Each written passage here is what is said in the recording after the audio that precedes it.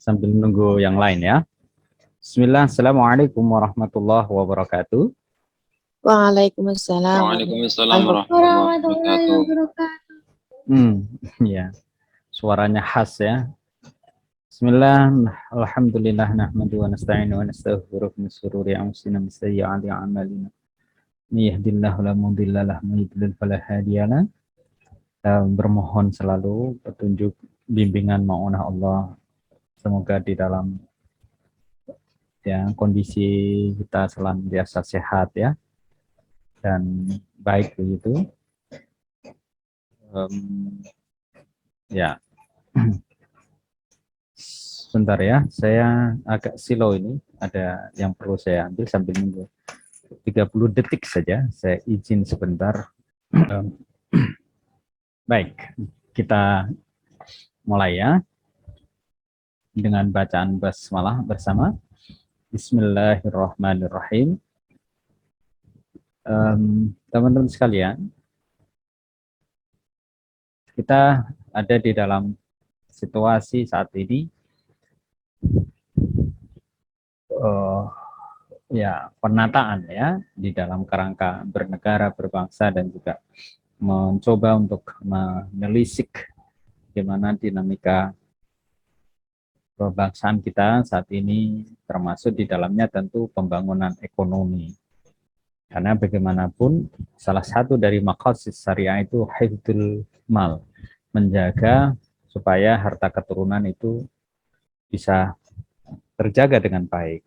Nah, bagaimana kemudian ketika kita ini di dalam proses beragama diberikan regulasi, aturan, karena sesungguhnya kalau kita melihat dari seluruh harta benda yang kita miliki, bahkan kesempurnaan hidup itu adalah semata titipan Allah. Orang sering mengatakan bahwa need of our life itu diantaranya ya, misalnya yang teman-teman belajar di dunia psikologi ada Maslow ya, need of spirituality gitu ya, termasuk need of sexuality ya, need of food dan lain sebagainya, kebutuhan makan, minum, seksualitas, keagamaan, bahkan popularity itu di dalam kerangka kita mencapai sa'adatain, kebahagiaan dua alam, dunia dan akhirat. Maksudnya sekarang apa? Kita kuliah, kita belajar, kita bekerja sesungguhnya untuk mencapai kebahagiaan-kebahagiaan itu ya. Nah, semua kekuasaan, semua popularitas, keilmuan, knowledge, ya, harta benda, ya, kekayaan, itu semua adalah ujian dari Allah. Karena hakikat kekayaan itu juga titipan dari Allah. Bahkan dirasa kurang, itu juga bagian dari kita sudah dititipi oleh Allah Subhanahu wa Ta'ala. Nah, maka pada kesempatan ini kita akan membahas nih pada bahasan tentang titipan ya di dalam transaksi hukum Islam atau di dalam fiqh muamalah tentang wadi'ah.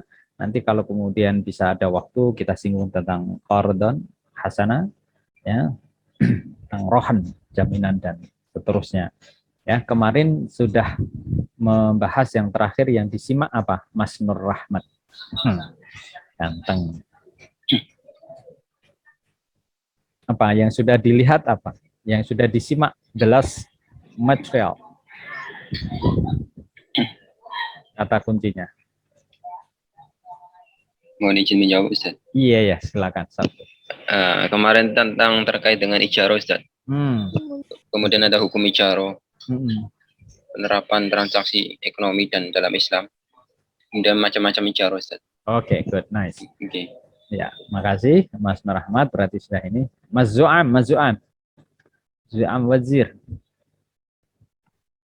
Ya, Pak. Ya. Apa yang sudah, what did you get? Belum tak buka kemarin, Pak. Nanti bukannya kalau pas mau gitu. Ngerjain tugas. Oh ya.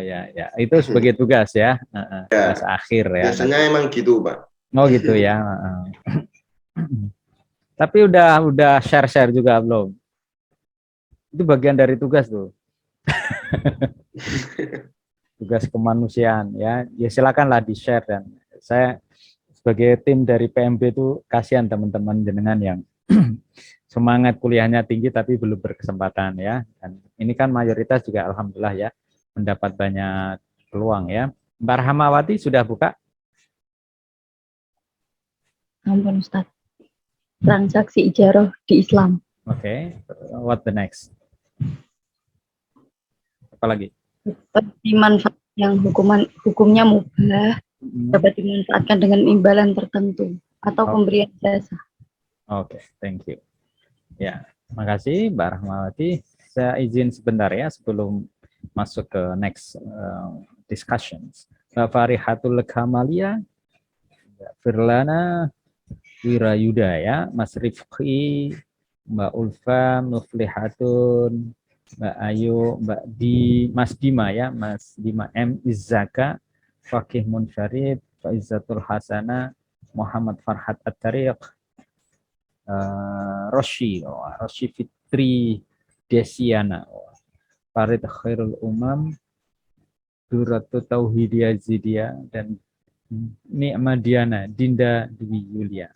Berarti yang saya sapa ini yang masih belum lihat saya ya. Nanti kalau pas tatap muka next semester, mudah-mudahan ya kalau saya kelupaan menyapa, Mas Farhad enggak disapa, Mbak Rosi enggak disapa gitu ya, atau Mbak Dinda, Mbak Duratun ya, tolong saya disapa lebih awal ya. Dan insya Allah itu menjadi amal soleh ya. Baik.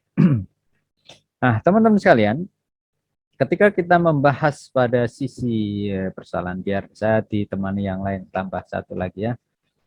Saya cari pada kesempatan ini yang backgroundnya bagus. Ada Mbak Nelly.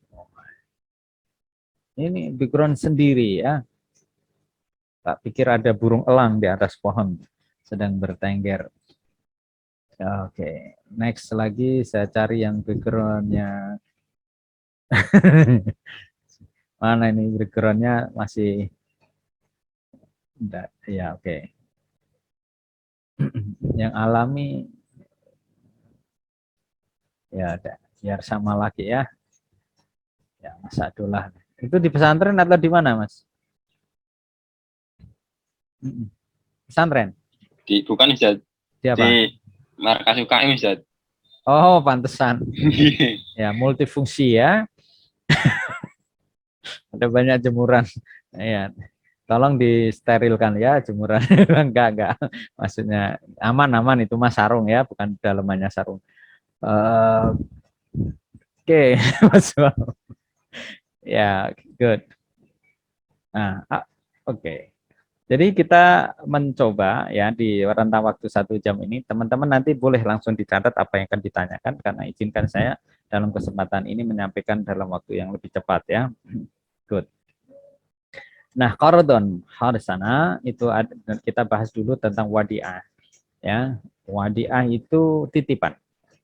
Wadi'ah bermakna amanah, wadi'ah itu bermakna karena Allah menyebut ya di dalam kata wadi'ah itu dengan kata amanah di beberapa ayat. Jadi secara terminologi Imam Syafi'i itu misalnya memberikan satu bentuk pengertian ya tentang wadi'ah, juga imam-imam yang lain, Imam Maliki misalnya sama Hambali itu sama, mewakilkan orang lain untuk memelihara harta tertentu dengan cara tertentu.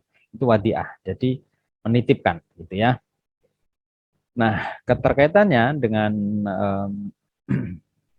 wadiah ini, ketika kemudian kita mencoba untuk melihatnya pada sisi keilmuan, maka di ensiklopedia hukum Islam misalnya, wadiah itu sering dimaknai dengan meletakkan. Ya, ini meletakkan sesuatu pada orang lain untuk dipelihara dan dijaga. Itu wadiah. Untuk dijaga dan dipelihara. Nah, jadi meletakkan sesuatu tuh.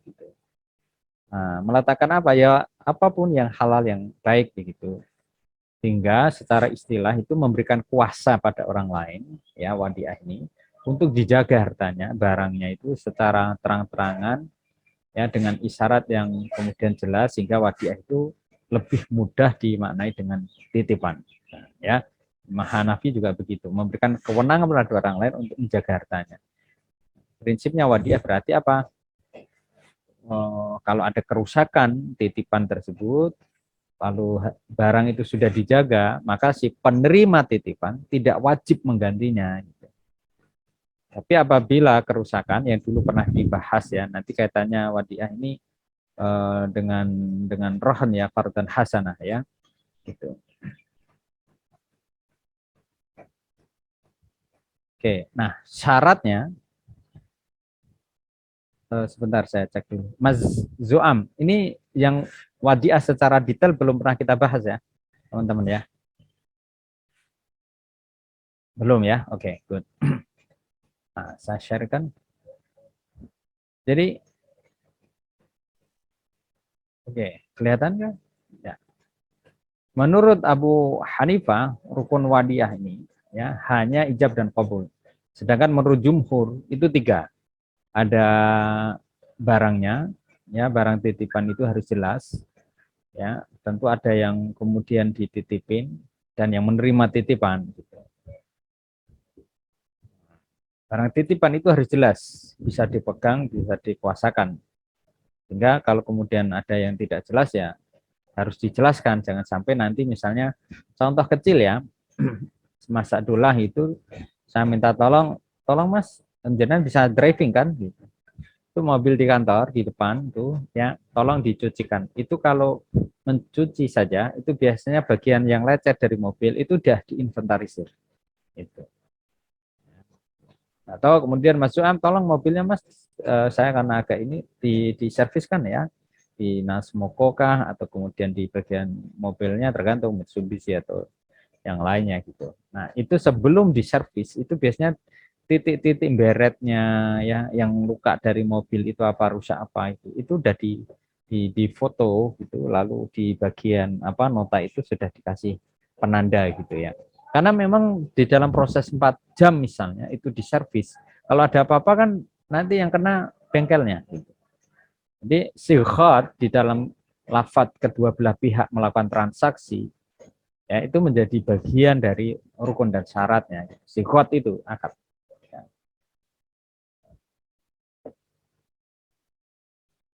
Ya.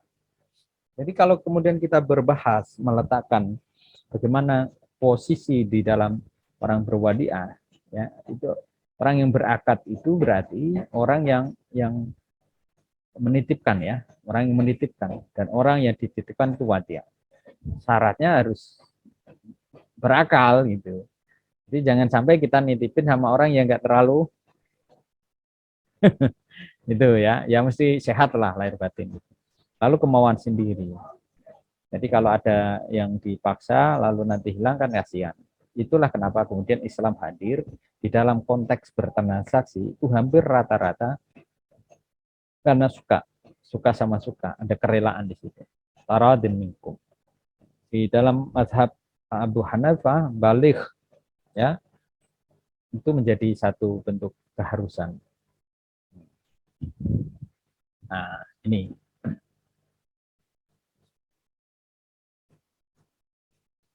ya wadiah ya amanah ya ketika kemudian akad penitipan barang tadi pihak penerima titipan tidak diperkenankan menggunakan barang uang yang dititipkan dan tidak bertanggung jawab atas kerusakan yang dititipkan. Jadi ya sudah.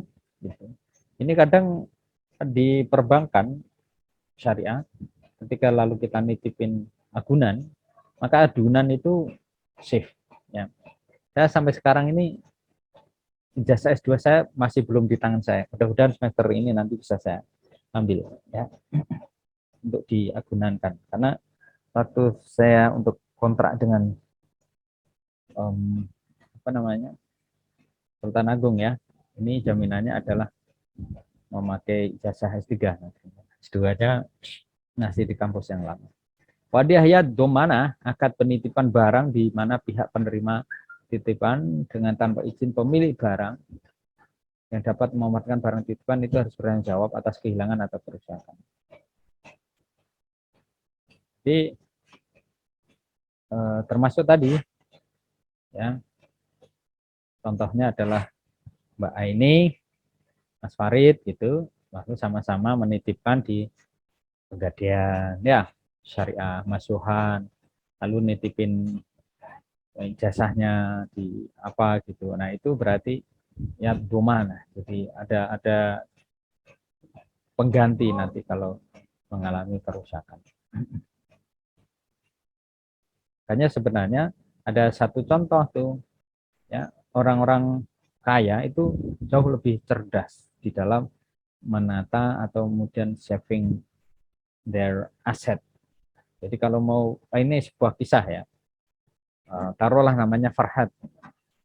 Nah, Farhad ini mau berangkat ke Eropa sama Diana, ya, suami istri. Berangkat ke Eropa itu punya mobil mewah. Itu kalau di rumah, ya, lalu perjalanan misalnya seminggu atau 2 minggu ditaruh di bandara, itu malah tidak aman. Dan di bandara, ya bandara itu kalau satu mobil berapa ya dulu? Saya 50, entah. Sekarang mungkin naik lagi ya. Jadi titipan itu enggak kayak kita titipan di parkiran terminal atau kemudian di Genuk atau mana ya. Satu motor 5.000 sehari semalam. Mobil itu kalau di bandara kalau tak salah ya 50. Nanti tolong saya dikoreksi kalau orang, dan sekarang mungkin sekitar 70-an. Itu kalau mobilnya biasa, kalau mewah lebih mahal lagi. Ya, itu ya. Taruhlah misalnya mobil yang di atas 700 juta itu per harinya itu 100.000. Kalau berangkatnya ke luar negeri itu lewat pesawat bandara itu misalnya 2 minggu atau 10 hari, sudah berapa tuh parkirnya tok? Ya, 20 hari ya. Itu sehari mobil mewah 250. Ada yang dulu itu berapa itu sampai marah-marah. Ya taruhlah ambil kita tengahnya 250. 10 hari kan berarti ini ya 2.500.000 ya. Ya. Nah, kalau kemudian dihitung lagi, misalnya biaya titipan itu 20 juta misalnya begitu atau 10 juta. Nah, kalau dititipkan di bank dengan bagi hasil dia misalnya ngasih garansi, itu masalah lebih murah. Jadi manfaat mobilnya Alphard misalnya gitu dijadikan agunan, nggak usah Alphard bahkan Jaguar misalnya gitu ya, nggak 4 miliar karena kemudian ditinggal ke luar negeri kan mesti biaya ininya mahal, biaya keamanannya itu. Maka salah satu cara yang mudah adalah dititipin di bank karena mesti aman. Ya, karena dititipin di bank maka dia mesti pakai agunan gitu. Ya, nah pakai agunan dia pinjem sekian lalu nanti membayar bunganya itu jauh lebih murah atau bagi hasilnya daripada kemudian dia membayar biaya perawatan penjagaan mobil mewah gitu ya. Ini di dalam kerangka bahwa sesungguhnya kalau kita mau menelisik ya bahwa itu tinggal akal-akalan di dalam persoalan wadiah. Baik, kita lanjutkan ya supaya lebih cepat lagi.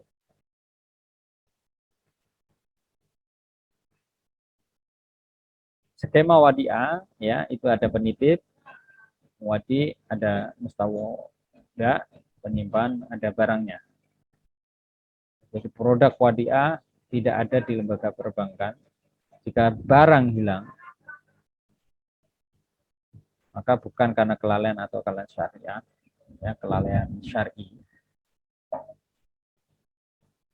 Maka mustawid mustauda tidak bertanggung jawab. Ya penyimpan.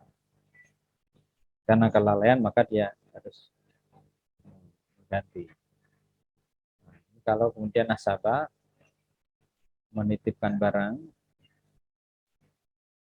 ya bank penyimpan, lalu ada penggunaan pemanfaatan barang bagi hasil. Konteksnya adalah di dalam ruang wadiah titipan itu pun sesungguhnya adalah bagian dari transaksi permuamalah. Hal-hal yang semacam ini banyak dikembangkan termasuk di dalam transaksi masalah apa ya yang kemarin saya kalau di daerah Ungaran itu memberi pinjaman talangan itu masih ada untuk kurban, ya. Jadi Mas Yuhan kalau mau kurban tahun depan itu dia dititipin memakai sistem gini. Jadi jenengan titip hewan itu pada petani, ya. Terus nanti Anda misalnya satu kambingnya 2 juta, Anda ambil 5 kambing berarti 10 juta. 10 juta itu jenengan nyicil kepada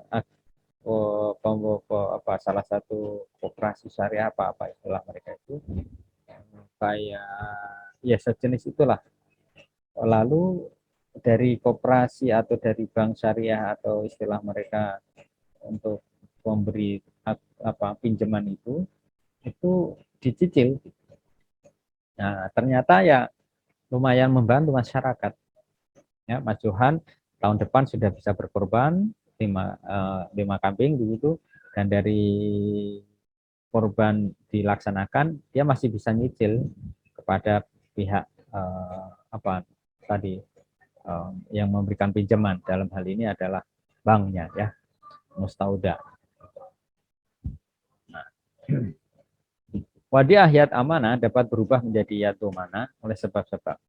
Satu, barang titipan tidak dipelihara orang yang dititipi. Barang titipan itu dititipkan kepada pihak kedua, kepada orang lain yang bukan keluarganya atau tanggung jawabnya.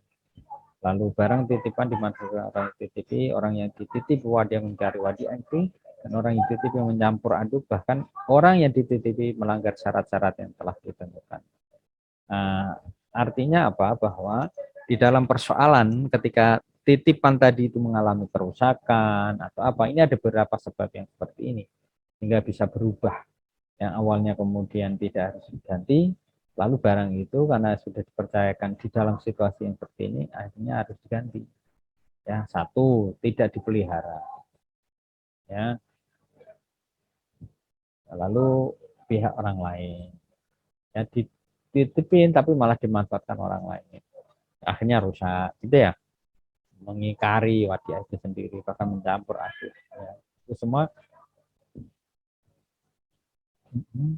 bagian dari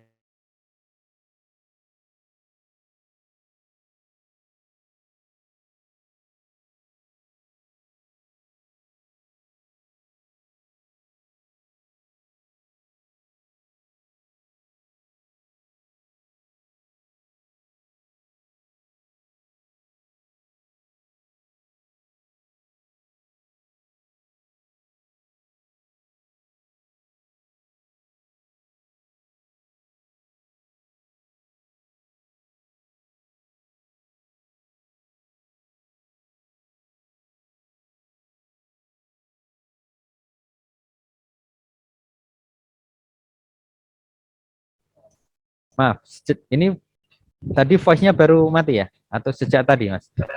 Iya, Ustadz. Sejak tadi atau barusan? Baru, Ustadz. Oh ya, sejak tadi barusan. Oke. Ya, saya tidak tahu. Nah, tadi saya sudah sampaikan. Jadi Imam Syafi'i itu tidak boleh mengambil, ya, fatwa beliau mengambil keuntungan bonus yang tidak disyaratkan di awal dari akad pemanfaatan barang titipan. Maka akadnya bisa gugur. Jadi tidak boleh. Sedangkan ulama Hanafi Maliki itu boleh menerima laba. Sedangkan apabila imbalan yang diterima dari bank berupa bunga, yang ulama Hanafi mengatakan keuntungan tersebut harus disedekahkan. Sedangkan Imam Malik ya berbeda pendapat. Itu diserahkan ke kas negara. Jadi ini bagi teman-teman yang di dalam kerangka wadiah ya dititipi teman yang kemudian ngambil untung. Ya kalau mau lebih safe ya diberikan kepada Baitul Mal atau kemudian disedekahkan kembali. Ya bagaimana dengan titipan yang di depan masjid misalnya gitu ya, manfaatnya ya Mbak Anisia misalnya. Titipan sepeda di parkiran masjid atau mobil itu kan banyak itu penghasilannya. Ya tentu yang menjaga dikasih, lainnya bisa kembali ke kemaslahatan masjid. Ada sekian juta dulu itu untuk parkiran masjid yang di Masjid Kaliwungu ya, itu besar karena dekat dengan alun-alunnya juga.